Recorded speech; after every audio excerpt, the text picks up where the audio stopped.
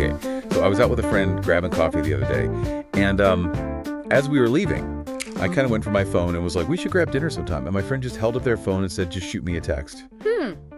It really got me thinking, are we like becoming so used to texting and all that, that I don't know, maybe we're losing a bit of that face-to-face thing? Yeah. And that brings us to today's deep dive, which, it's all about this preference for digital communication we're seeing, especially with millennials and Gen Z. Right. So we're looking at this 2017 study by LivePerson they talked to over 4,000 millennials and Gen Z in the US and the UK, just trying to get a sense of their communication habits. Okay. And, well, the findings are really something. 7 out of 10 of them, could you believe that? Prefer digital over face-to-face. It's interesting, right? Because we're talking about so many different platforms now. Like, this isn't just about texting or whatever. It's social media, video calls. It's a whole ecosystem of connection. Totally. But texting, that's still king, apparently. Yeah. The study said 73% in the US and 74% in the UK, texting is their go-to. What about you? I mean, does that sound about right? Yeah, I can see that. All right, let's dig into some of the, more surprising stats. 74% of these young adults, both in the US and the UK, said they're communicating digitally more than in person. See, to me, what's fascinating there is it's not just about convenience, right? If it was, we'd be seeing something more like, half and half. This feels different. Like there's more to it. Maybe some anxieties about actually talking face to face. Exactly. And it gets even wilder. 62% said they'd rather leave their wallet at home than their phone. I mean, come on. We all love our phones, but that's next level. It really shows you how our relationship with technology is changing. It's not just a tool anymore. It's part of us. That connection to everyone else, to information, even comfort, it's all right there. It's like they say, don't forget your phone, you'll lose an arm. Okay, maybe not that extreme. But it's not far off. The study found that 70% sleep with their phone within reach, and over half, get this, check it during the night if they wake up. Okay, I admit I might have done that. But it does make you wonder, are we getting enough actual rest? Are we connecting with the people we're with? Or are we just always on? It's a good question, like why this need to be on all the time? And it's not just sleep. They also found that nearly 2/3 use their phones in the bathroom. All right, let's maybe not go there. Right, you're right. But getting serious for a sec, almost half use their phones at the dinner table and 28% during conversations with others. Wow.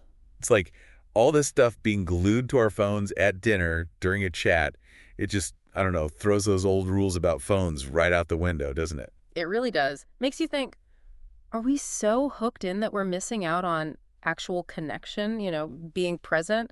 Or is this just how it is now? Like, etiquette's changed for the digital age. Yeah, it's a tough one. Remember those reader comments we were going to get to? Oh, right. One person said this digital thing, it could be like a way of dealing with the world, when it feels like too much. A defense mechanism, they called it. Interesting. Because when you think about it, online, you can perfect what you're saying, no awkward silences or anything, even decide how much you let people in. It's safer for some people that way. For sure. Easier to handle all that social anxiety stuff when you've got that digital wall there. And it reminds me of those comments, the ones from, older folks who just don't get it. Right. Like they see millennials, Gen Z, and they're addicted to those phones. Yeah, maybe a little dramatic, but it shows how different generations see communication, right? Mm. And that causes friction. Like texting during commercials. To some, that's just normal. To others, totally rude. Totally. Different languages, but we're all speaking English, supposedly. But hey, it's not all doom and gloom, right? We've talked downsides, but digital's done good stuff too. Oh, absolutely. That same study, almost 70% think one day everything will be bought online. That's huge for convenience, for access. And it's not just shopping either. Education's been transformed, connecting students and teachers across the globe. And telehealth, forget about it, without digital. Exactly. It's evening the playing field for information, healthcare, even social change. People can connect and organize like never before. So yeah, we got to be aware of the downsides, but we can't ignore the good either.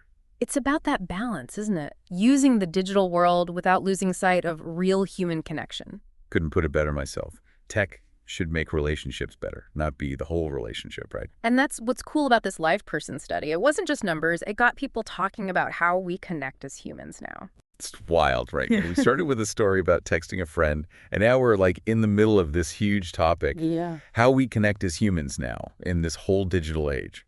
It is. And it shows you how powerful research like this is. This live person study, it's not just data. It's like it sparks these really important questions, gets the conversation going. For sure.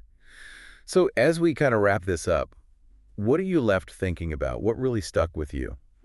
I think it's about being more aware of how we're using tech.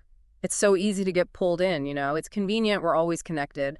But are we missing out on something real because of it? That's what we got to ask ourselves. Such a good point. Yeah. It's not about ditching our phones. It's about using them in a way that makes sense, that feels good. Yeah. Finding that balance, right? Exactly. And maybe that's something for everyone listening to think about, too. Technology's going to keep changing, right?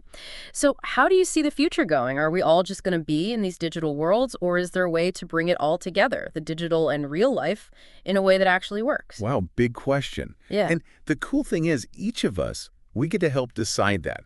Every time we interact online or face-to-face, it all adds up, shapes how things go. Thanks for joining us for this deep dive. We hope you found it interesting. And keep those conversations going, in whatever form they take. Until next time.